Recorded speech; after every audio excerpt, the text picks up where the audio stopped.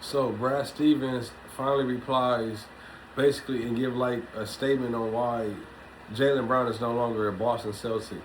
So basically, basically the exit interview, Brad Stevenson goes basically, oh, it was just more so we needed more flexibility, we needed cap space and all that stuff like that. We needed to start thinking like basically for now, like the things that we weren't doing basically wasn't working. We trying to switch it up. So in a nutshell, Brad Stevens saying that the lineup wasn't working or something wasn't working in the cap space. I didn't want to run to no cap space, but also I didn't want that it wasn't working. Basically, what we had wasn't working.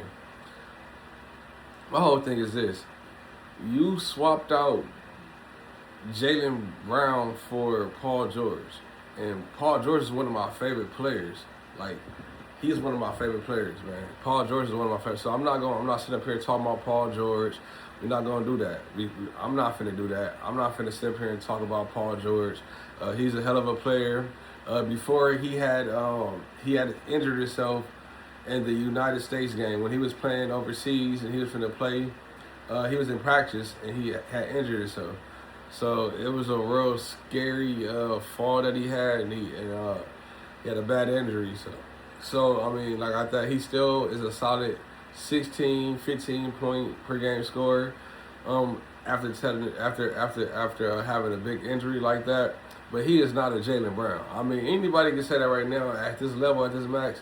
He is not a Jaylen Brown. He's still a good for any team defender, still a two-way player that can get out there on the defensive end and still can put down some points.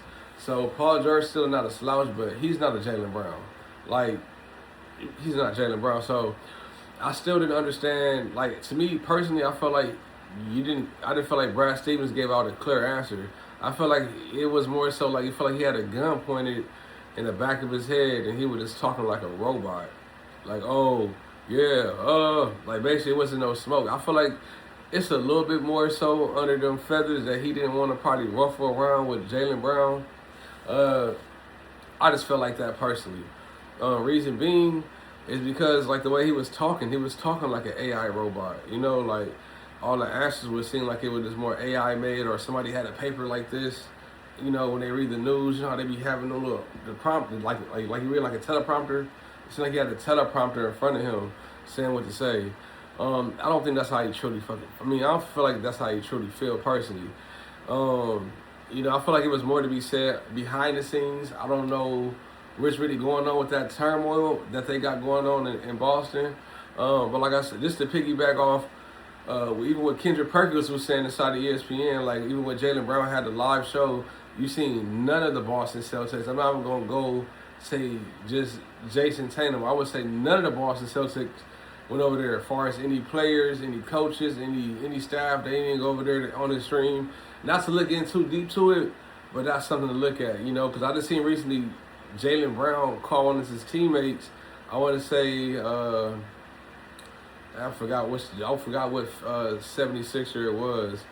I believe it was one of the point guards. I think it was Tyrese Maxey, or it could have been Edgecombe, one of those two. But they was already answering the phone. It seemed like they had like some type of formality where they know they got some type of like they trying to build something right now before the season starts, and it seemed like they're on the same page. But you wouldn't see that before when he was with Boston. I'm talking about Jaylen Brown before the trade, that he was talking to his just any of his of his comrades, the people that he went and won a championship with.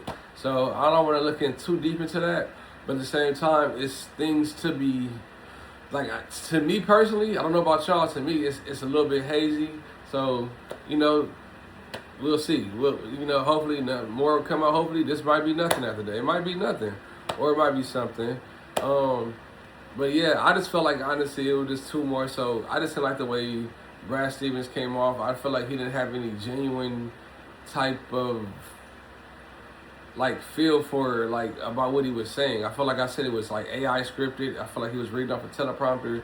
It's like somebody just pointing a gun to his head. Like, boy, you better say that. Say it right. Say it. Don't say nothing foul. But I don't know what it was, man. But Yeah, man. Shout out to Jaylen Brown, man. I feel like they trying to paint him as a villain, and I feel like, man, honestly, man, this dude is a real good guy, bro. Gets on stream. It seems like he's not really too torn from it. I feel like he's torn from him leaving the city, how he left it, and them not really still giving him a valid explanation of why they decided to move on from him. But man, shout out to Jaylen Brown. And if y'all didn't check it out, man, shout out to Jaylen Brown. He's definitely a real one. If y'all seen on the internet like I seen it, he was over here. This little kid was crying for Jaylen Brown. He was mad that he left the city, but was thanking him as well. And he ended up going back still to go talk to the kid, man. Dope brother, man. But you already know, man, this is another episode of Got It Out the Mud. If y'all like this video, check out the rest of my videos. But until the next time, y'all keep staying on y'all grind, and I'm going to try to get mine too. You did. We gone, though. I appreciate all y'all, though.